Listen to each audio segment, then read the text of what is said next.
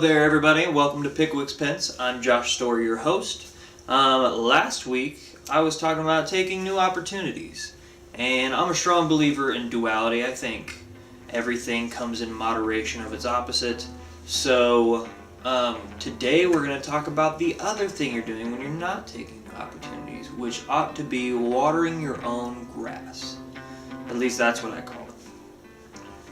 So, the saying is true. The grass is always greener on the other side, but that's because there's someone out there willing to water their grass. That's why it's greener. The principle here is there are times to take leaps and make changes and abandon what it was behind, but there's also times in life where you have to put your nose to the grindstone and grind on what's in front of you, whether you like it or not. Whether it's in your friendships or your romantic relationships or even at work, good things take time and work. So you have to put effort into what's in front of you in order for it to be worth anything, you know? There's a really popular video. I will probably put the link in the description. It went viral, whatever that means. I don't know, I saw it. It went viral. It did. This video is of a guy in an interview, and he's talking to his interviewer about millennials, and he says, you know, these kids are really, really passionate, which, by the way, I'm technically a millennial. No, this guy is talking about millennials, and he says these kids, you know, they're so passionate, and they want to make a difference, they truly do, but they don't understand the work that's required because we've grown them up in this PC culture of everybody gets a trophy and everything's okay no matter what, and now they're having to work for stuff that used to be conveniently attained, and they're just not, we didn't even teach them to deal with that stress. And he says he talks to all these kids who are like, man, I think I'm gonna quit, you know? And he's like, man, why? And they said, because I don't feel like I'm making an impact.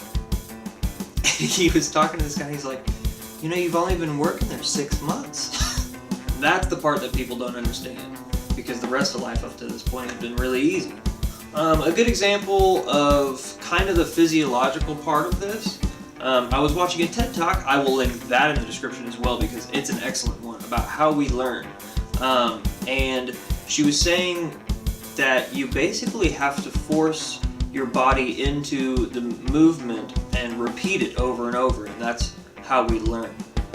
If you even want to change a behavior, you have to do the behavior, you have to do it. So one thing that I really wanted to do is read more because I wasn't reading as much as I knew I should be. So I started reading for 30 minutes on Thursdays and Fridays at work.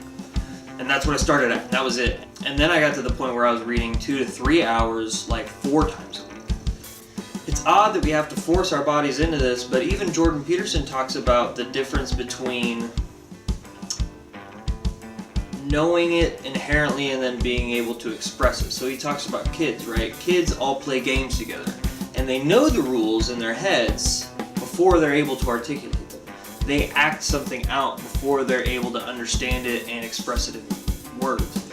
And he talks about girls who play house and they like mimic their mother, but they don't copy their mother because that would be annoying. They actually they have, you know, the toy baby or whatever, and they're feeding it and they're talking to it and they're doing the house thing, they're whatever, you know.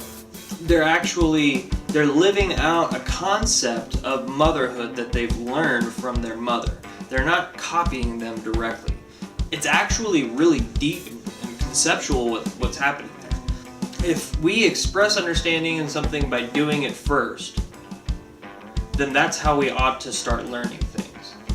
If your situation isn't the best right now at work, maybe you just don't know how to do your job that well. So you have to dig in and you have to really apply yourself and you have to try, and then it gets better because you become better at it. It's the same thing in your relationships. If you find yourself, you know, having weaker relationships and not being able to have good friendships, then maybe that's something you need to put work into.